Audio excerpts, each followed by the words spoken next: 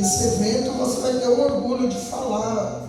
Todos os jornais que saíram, você fala, a minha igreja estava lá e eu estava lá.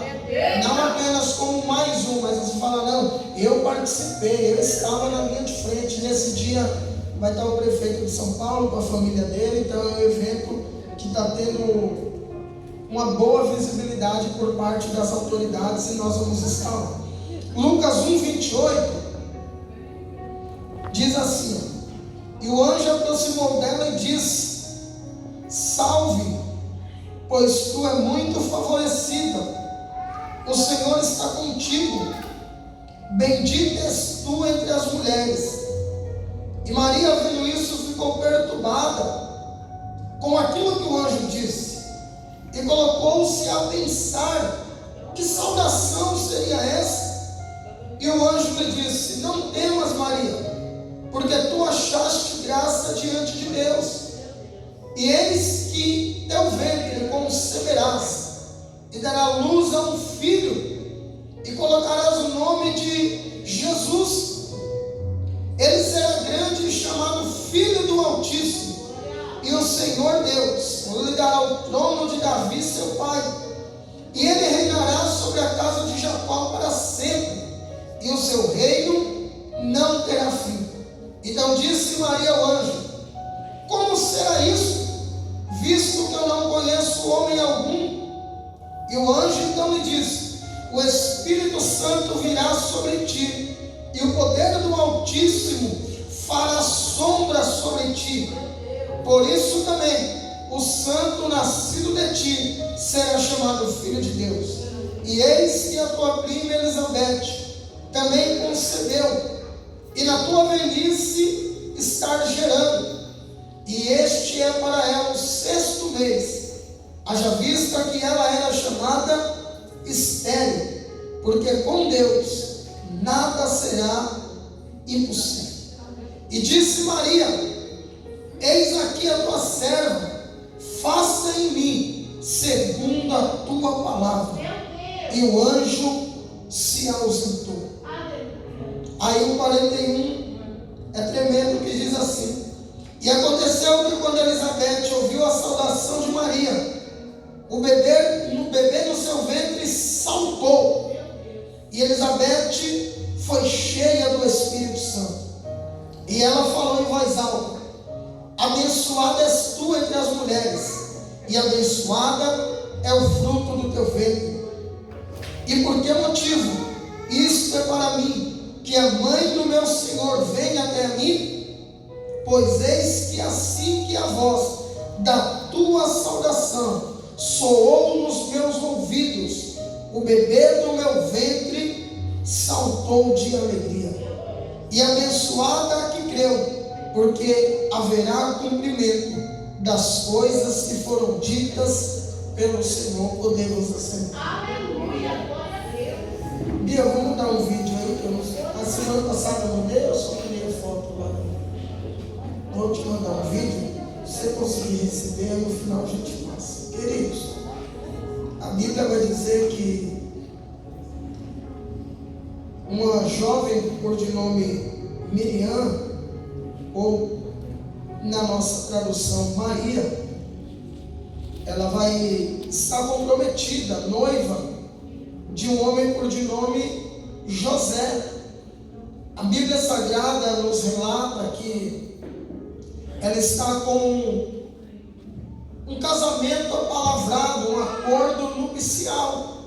Haja vista que na época bíblica as mulheres se casavam muito cedo, era esse costume manter casamentos dentro do mesmo plano familiar, era-se de costume manter casamento dentro de relacionamentos que já se conheciam. Então não teria insegurança de se casar de certo modo jovem. E agora, por volta de 12 para 13 anos, a cultura já casava-se, ou pelo menos apalavrava casamentos. Haja vista que esse casamento era um acordo nupcial entre os pais do noivo e o pai da noiva. onde acertava-se o negócio do casamento e marcava-se o tempo determinado. E esta jovem, por nome Maria, a história diz que por volta dos seus 12 ou 13 anos, ela é uma jovem que tem a sua vida normal, como toda mulher hebreia. A história vai dizer que ela se dedicava a adorar o Senhor, e muito provável era uma mulher que tecia linha e fazia mantos sacerdotais e para enfeites do templo. Então era uma jovem que tinha a sua vida dedicada ao Senhor, e Deus está olhando do céu e procurando alguém que fosse apta a gerar o seu filho e cuidar dele na terra. E essa mulher agora tem uma prima chamada Elizabeth, em algumas traduções Isabel, e ela é uma mulher estéril e avançada de idade, esposa de um sacerdote. Então agora nós temos duas primas, uma idosa e estéril, e a outra jovem apenas noiva, que nunca tinha tido intimidade com o homem. E o anjo vai visitar essa mulher, por de nome Elizabeth, e vai entregar-lhe uma promessa.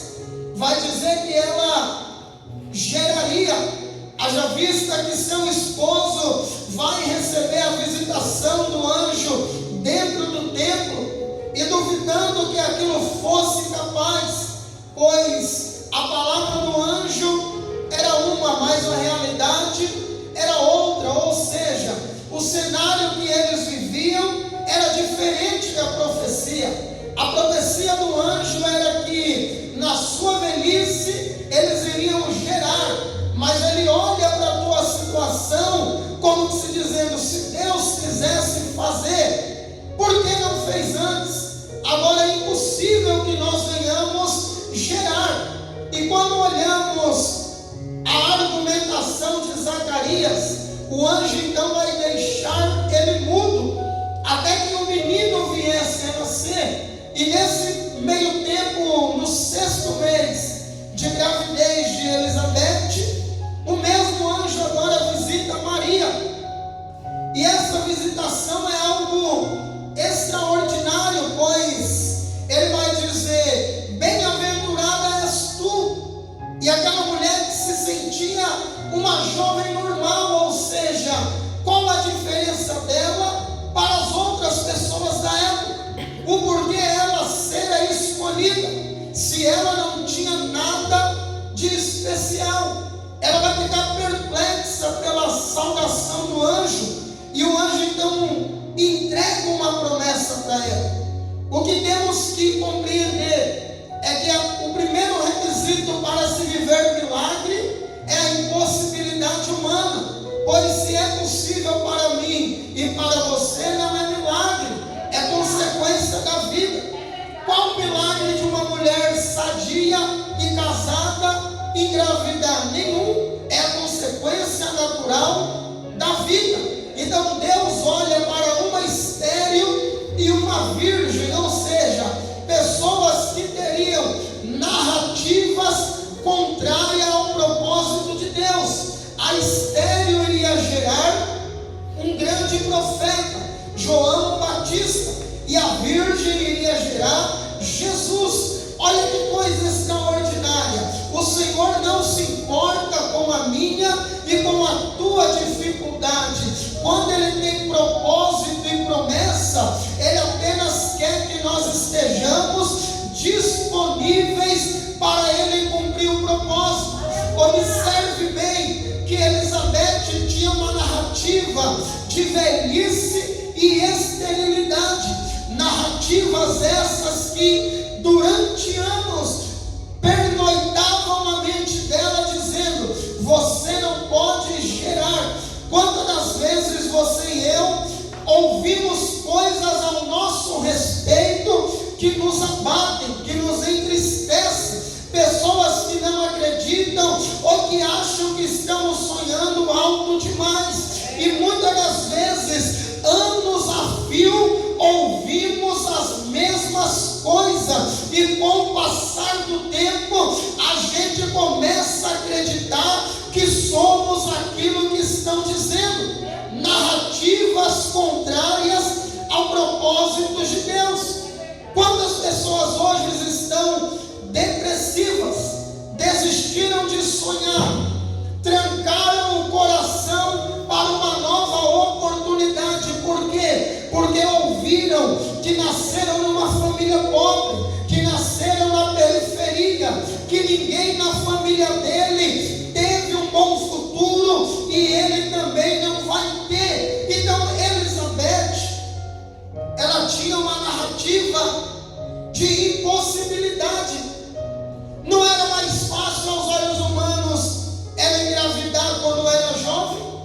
Não era mais fácil Deus abrir a madre para ela quando ela era jovem? E por que não fez? Porque muitas das vezes Deus usa o tempo para nos preparar para grandes propósitos. Eu estava refletindo essa semana. Será que se Deus tivesse te dado o que te deu hoje há 10 anos atrás, o que você faria com a bênção que Ele te deu hoje? O que você faria com aquilo que Ele te entregou hoje? Porque há 10 anos a sua mentalidade era uma e hoje é outra. E aí eu reflito contigo. O que você orava lá no passado e Deus não te deu, e hoje você fala, na verdade Deus não me deu, foi um livramento. E aí eu analisava um livro que eu estou lendo, e a pergunta era essa: se você ganhasse 10 milhões hoje, o que você faria? Porque a maioria de nós tem a impressão de que 90% dos nossos problemas se resolveria com mais dinheiro, sim ou não? Sim. Aí a pergunta de baixo é: e se você ganhasse esses 10 milhões há 10 anos atrás? Tem gente que hoje estaria pobre de novo. Eu vi uma pesquisa, isso é pesquisa, né? Eu que estou dando o número, não. Pesquisa que 98% das pessoas que ganham em loteria em qualquer lugar do mundo, 98% voltam à pobreza. 98%. Porque ele recebe algo muito grande de uma hora para outra. E ele não tem a capacidade de administrar. Ele nunca lidou com aquilo. E aí às vezes é uma pessoa caridosa, porque às vezes é uma pessoa humilde, simples. Você já reparou que geralmente quem menos tem mais quer ajudar o outro? E aí se ele ganha um grande dinheiro em um jogo, ele não sabe o que fazer, ele sai ajudando todo mundo. E de uma hora para outra ele perde tudo. Ele aproveita de uma maneira desenfreada. Pastor, aplica isso na minha vida. Grandes propósitos de Deus levam tempo para ser consolidado. Aumenta um pouquinho para mim, por favor. Grave isso na tábua do teu coração. Se não aconteceu ainda, é porque o Senhor está te amadurecendo, para que você tome posse e desfrute, para que você tome posse e não seja voltado na direção horizontal, ou seja, é para mim, é para minha família, é para meus amigos. Não, tem que ser tudo vertical, para a glória dele, para a honra dele. Se ele te der um salário melhor, um carro melhor, uma casa maior, que seja com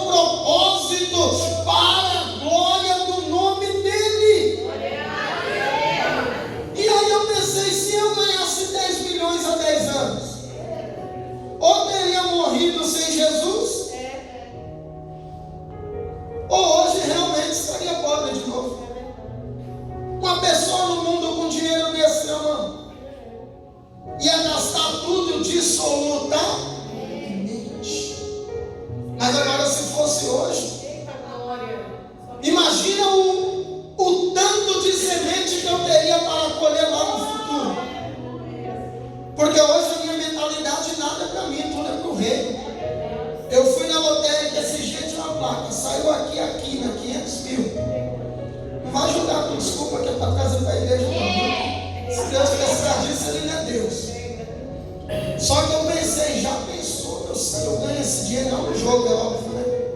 Isso daí pode ser o bilhete premiado. Se tem algo que eu não vou ganhar é no jogo, então, sem chance. Só que eu pensei, se fosse para mim, alguém me desse o cheque. Falei, eu descobri o contato do dono do prédio, nem que fosse na NASA, e oferecia 400 mil à vista, comprava aquele prédio. Eu nem titubeei em pensar, eu ia comprar uma bela casa com piscina. Que não, eu pensei pelo reino, porque imagina a gente tendo condições de ajudar outras pessoas. Olha que essa mulher aqui, Elizabeth, eu estou ministrando para você entender. Será que ela teria maturidade de cuidar de um menino quando era mais jovem? É um projeto grande. Diga para o teu irmão, o projeto é grande. Diga, o projeto é grande. Então primeiro Deus, diga para ele, vai te fazer ser grande para poder sustentar o projeto. Então se não aconteceu ainda, é porque ele está trabalhando em você. Ela agora é uma mulher experiente, mãe de primeira viagem, tem dificuldade em criar criança. Então agora ela já é uma idosa e vai receber a promessa. E quando o anjo visita Maria, ela tem por volta de 12 para 13 anos. Uma jovem. Por isso ela se espanta. Só que sabe o que é lindo? Nada que Deus nos dá é por nós, é tudo por Ele. Às vezes a gente fala, eu não mereço, não merecia mesmo, mas quando Ele vê um coração simples, um espírito quebrantado, se nós merecêssemos, nós faríamos sem Ele, mas se Ele vê espaço para habitar, Ele entra para fazer grandes coisas. E aí Maria vai se espantar. Porém ela tinha narrativas contrárias a ela. Olha que o tremendo, que todas as vezes que você recebe uma promessa, seu coração jubila. Quando você vai orar e fala, Deus fala comigo, aí você sente Deus entrando no seu quarto, sente aquele arrepio, abre a palavra, e aí você sente Deus, você fala, agora vai acontecer, sim ou não? Ali tem uma unção no seu quarto, na sua casa, na intimidade. Porém, quando você fecha a Bíblia, enxuga as lágrimas e abre a porta do quarto, você dá de cara com a realidade, e aí você acha que Deus mentiu, porque a promessa está longe da sua realidade.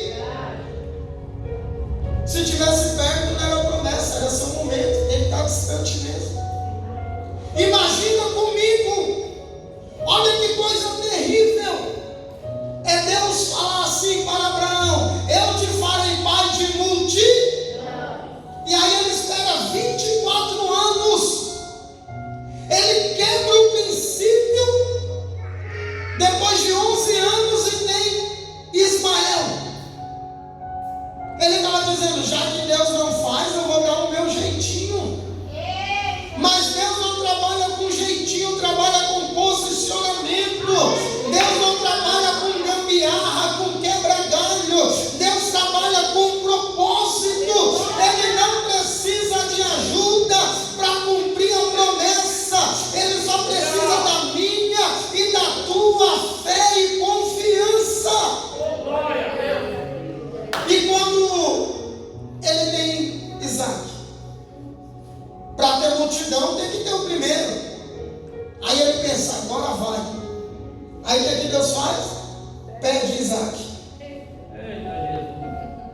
A promessa é uma, mas a realidade é outra. Não era de multidão, e o pouco que eu tenho Deus pede. Imagina na sua cabeça a guerra. Imagina ele dizendo, será que é verdade? Só que ele subiu, ele teve uma atitude.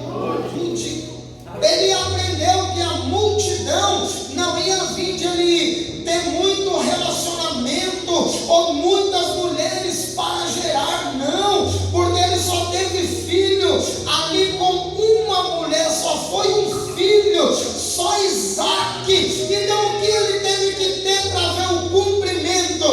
Atitude de fé. Ele subiu sendo pai de Isaac e desceu sendo pai de multidão. Por uma atitude, por destruir narrativas. Maria ouve o anjo dizer: você vai ter um filho. E naquela época era questão de honra para a mulher ter filho. A mulher que não tivesse era sinônimo de maldição. Imagina você receber uma palavra profética, que Deus vai fazer algo na sua vida. Você chora, se emociona. Só que quando você olha a sua realidade, está bem distante. Aí o que grita na sua mente? As narrativas ao teu redor. O que Maria vai dizer? Mas como? Se eu não tenho intimidade com homem nenhum. Olha como o inimigo é cruel conosco. Observe no texto que quando o anjo cumprimenta, ela já se emociona. Quem está entendendo diz amém. Ela recebeu. Mas lembra da parábola do semeador? Que tem semente que cai na terra, mas não tem profundidade, e logo o sol queima ela. Lembra da parábola quando cai nos espinhos? A semente cai, mas o espinho mata. Narrativas contrárias. Maria já vai logo dizer: tudo bem, anjo, essa palavra é bênção, mas é impossível para mim. Eu não tenho condições, eu sou virgem. O inimigo coloca ao nosso redor narrativas. Ele coloca coisas que vêm entrando na nossa mente ano após ano. E aí você faz um balanço negativo da sua vida e diz: realmente é verdade. Na minha família ninguém conquistou nada. No meu bairro, tem gente que fala ali: esse bairro aqui é zicado, aqui não dá nada que preste, eu vou me mudar. Talvez ele mude o bairro melhor, a zica é ele, que deixa essas narrativas entrar na mente dele. Ele é tão desacreditado, ele é tão feito de narrativas, que ele já fala assim: eu nem vou procurar emprego porque está difícil. Só que quando ele murmura, ele não tem coragem de terminar um supletivo online. Porque quais são as narrativas dele? Eu sou mó burro, meu. Sou velho, essas coisas de tecnologia não é comigo não. Se eu voltar a estudar, eu acho que minha mente eu não consigo mais. Deixa, vou viver de auxílio o resto da vida. Vou viver de ajuda o resto da vida. Narrativas que o inimigo coloca em nós, dizendo que nós não podemos ter novas oportunidades. Mas Deus te trouxe nessa noite para destruir as narrativas do inimigo, porque Deus não errou quando te chamou. O anjo conhecia ela pelo nome. Ele disse: Miriam. Sabe o que o anjo estava dizendo? Eu sei que você não se deitou com homem nenhum, eu sei que é impossível, mas é o Espírito Santo que virá sobre ti. Ou seja, o que eu vou te dar não é do homem, não é da terra, mas é dos céus. Quais as narrativas que te cercam? Quais as narrativas que o inimigo plantou a teu respeito? Uma mentira repetida muitas vezes se torna meia verdade. E o inimigo vem na nossa mente dizendo: mais uma vez vai dar errado.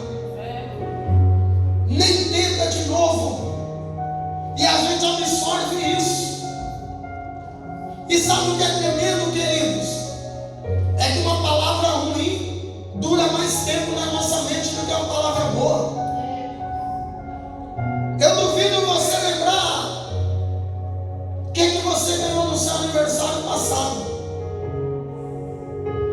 Um presente pelo menos. Só que como a gente é ingrato, ninguém é nada. Ninguém me ama. Ninguém lembra de mim. Só eu que faço para os outros. Na minha vez ninguém lembra. Tudo ingrato. Agora se eu te perguntar qual foi a última vez que te ofenderam, aí você saca da lista. Há 15 anos atrás. Eu não consigo perdoar, pastor. Porque naquele Natal ele estava com aquela camisa e era 9 horas e 15 minutos. Eu estou em paz, pastor, mas eu lembro que foi assim. Por que você não lembra do presente, mas lembra da ferida? Porque as narrativas que nos cercam nos fazem a sempre querer mais, ao invés de ser grato pelo que já recebeu. Sabe qual é as narrativas? A gente cria nossos filhos para serem gratos, porque quando você dá uma coisa, a primeira lição que você diz é o quê? É de obrigado. Sim ou não? Sim. Sim ou não? Sim. E você ainda fala, se não pedir obrigado, o pai não dá outro. Qual é a sua intenção? Tornar os seus filhos gratos.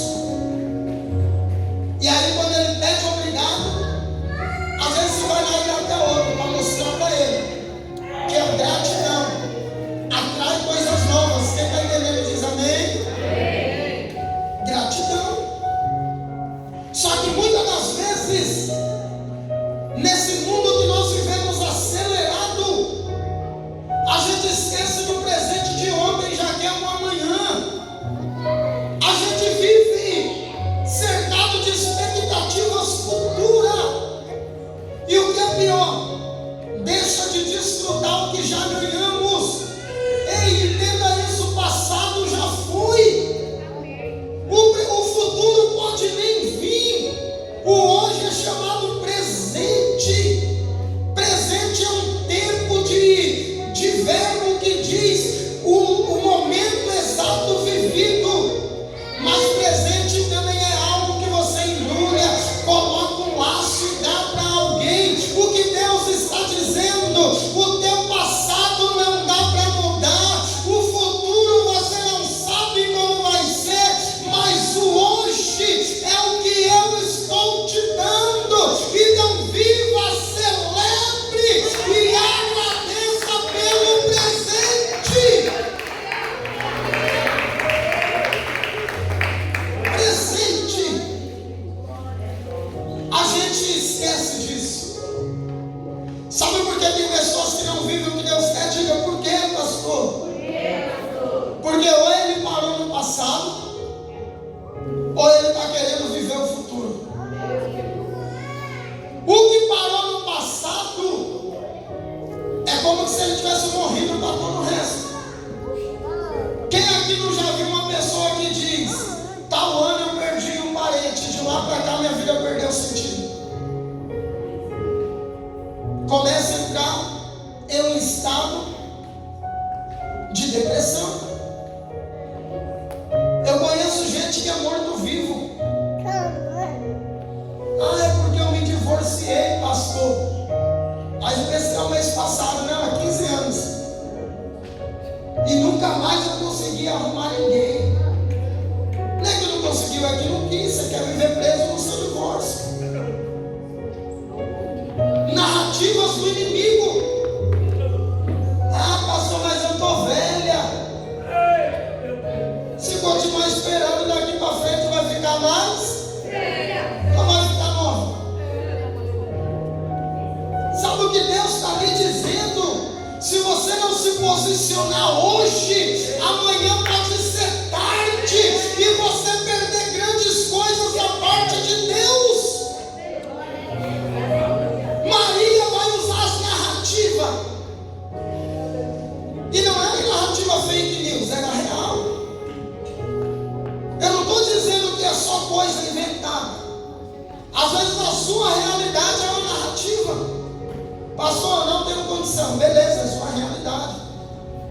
Não é que você está colocando desculpa, mas se Deus prometeu, Ele estava dizendo, não é pela sua condição, é pelo meu poder que é maior. Olha o testemunho da Tatiana, que ela quis algo e Deus proveu a mais, para dizer, se eu coloquei no teu coração, quem cumpre e quem dá condição sou eu. Maria vai dizer, eu não posso. E aí o anjo vai dizer, sabe o que diz Salmo 91? Aquele que habita no esconderijo do Altíssimo encontra descanso na sombra do Onipotente. Mas eu descobri algo, que para desfrutar da sombra tem que estar perto. Observe que se você vê uma sombra de uma árvore e dá um sol escaldante, para você desfrutar dela, você tem que estar perto dela. Não tem como eu estar aqui, a árvore a 30 metros de mim, não. Para desfrutar da sombra, tem que estar perto. Sabe o que o salmista está dizendo? Que para desfrutar da sombra de Jesus, tem que estar escondido nele. E para se esconder nele, tem que estar perto, como Moisés, na fenda da rocha. Deus está lhe dizendo, é tempo de vir para perto, porque a minha sombra te cobrirá. E mesmo sem condição, o propósito vai se cumprir. Não precisou Maria deitar com José. O Espírito cobriu ela. Não, você não está entendendo. Não precisa você ter condição, tem que ter disposição. Porque ela falou, tá bom, então tudo bem. Aqui está a tua serva à tua disposição. Meu Deus. Olha que coisa. Ela se dispôs. Ela destruiu a narrativa. Ela não poderia falar, tudo bem, mas eu só sou noiva. Não, ela já se calou. Tirou o argumento. E quando ela visita Elizabeth já está gestante. 6 meses. E olha o poder de quem carrega a presença. Isso é muito forte. Quando ela falou com a sua prima, na barriga dela o filho se mexeu. Chutou na hora. E aí ela sentiu e falou, opa, verdadeiramente você carrega meu Salvador. O que isso nos fala profeticamente? Que quem carrega a presença, na onde chega, a vida é manifesta. Imagina hoje, uma mulher grávida tem que fazer os exames para saber se a criança está bem, se está viva. Naquela época não tinha, mas quando Maria chega com Jesus no ventre, João Batista dá um salto, glorificando a Deus, como me se dizendo, na presença de Jesus, todos saltam, celebram e reagem no ventre. E aí Isabel disse, você carrega o Salvador, porque no meu ventre o meu menino mexeu de alegria. Sabe o que o Senhor está dizendo, querido? Quando você remove as narrativas, você começa a carregar a presença. Diga para o teu irmão, quem carrega a presença, carrega a vida. Quem carrega a presença, carrega a vida. Testificou em Isabel, o menino está vivo, está bem. Ô, filho. Quais narrativas tem que cercar? Se